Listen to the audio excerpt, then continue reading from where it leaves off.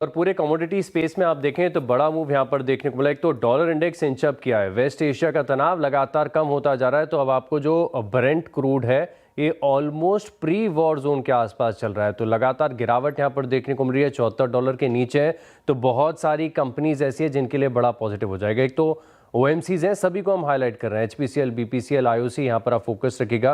Paint stocks पर लगातार हमारी कवरेज है, एशियन पेंट्स, बर्जर पेंट्स, इन स्टॉक्स को लिस्ट में शामिल करना है। साथ में आप देखें तो इंटरग्लोब एविएशन कल ये ऑलरेडी 5% चलकर बंद हुआ है, लेकिन साथ में आप देखें तो पिडिलाइट जैसे स्टॉक्स हैं, कल इनकी भी चर्चा की थी। और साथ में आप देखें तो बहुत सारी इंडस्ट्रीज ऐसे, मिसाल के तौर पर टायर कंपनी जो कि क्रूड को बतौर रॉ मटेरियल के लिए इस्तेमाल करती है, तो यहाँ पर एक इम्पैक्ट देखने को मिलेगा।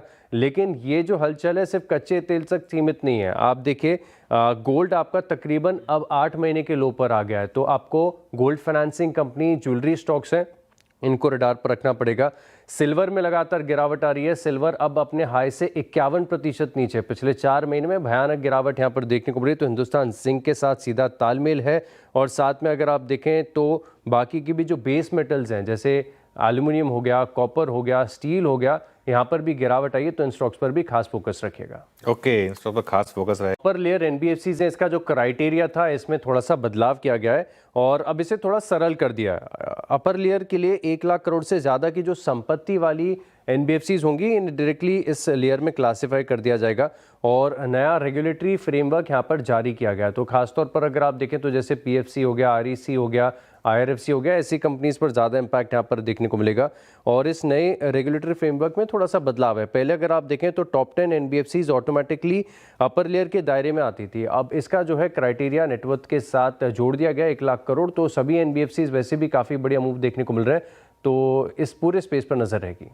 परफेक्ट है। ये स्टॉक्स पर फोकस रखिएगा। लगातार कोलैबोरेशन यहाँ पर देखने को मिल रहा है। एचसीएल टेक में थोड़ी देर पहले भी एक फ्लैश देखा था हमने, गूगल के साथ एआई सर्विसेज के लिए जो करार किया है।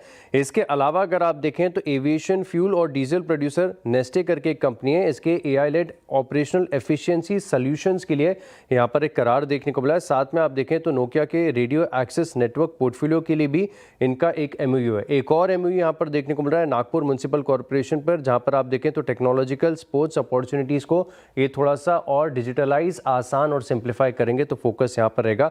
इन्फोसिस यहाँ पर भी नजर रखिएगा, एक हेल्थ केयर कंपनी है सेंटारा, इसके साथ डिजिटल ट्रांसफॉर्मेशन के लिए सिमिलर टाइप का एक कोलैबोरेशन देखने को मिला है। तो फोकस यहाँ पर रहेगा। और स्विगी यहाँ पर भी आप नजर रख के चलेगा, कल 2-2.5% की गिरावट थी।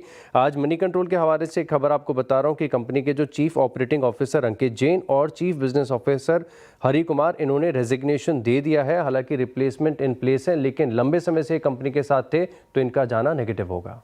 ओके।